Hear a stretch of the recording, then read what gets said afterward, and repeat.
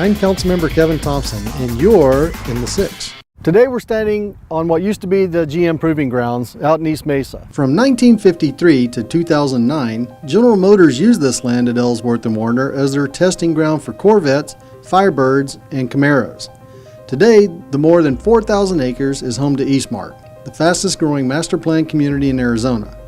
But developers made sure that the history of this land will always be a part of Eastmark. So this is a suspension test area, one of the last remaining pieces of actual test track that exists on the site. When GM left the site, we put together a remediation program for how the site was going to be repurposed. We tried to figure out the best way to not send everything to the landfill. We had over 85 miles worth of asphalt track on the site when we started the process, and we worked with the city of Mesa to get approval for the ability to use it as roadway base on our future roadways as we were building out Eastmark.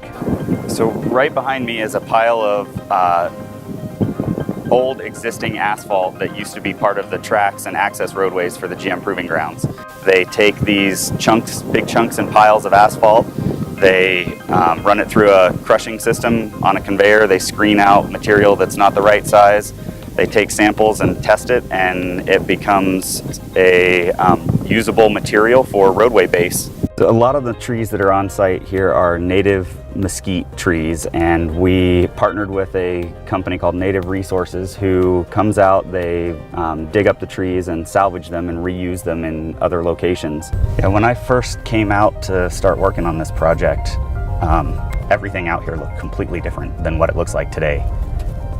And the amount of stuff that we have been able to tear down and reuse somewhere else, you know, even the old water tower got repurposed. Soon, this entire area will be filled with homes, businesses, and retail developments.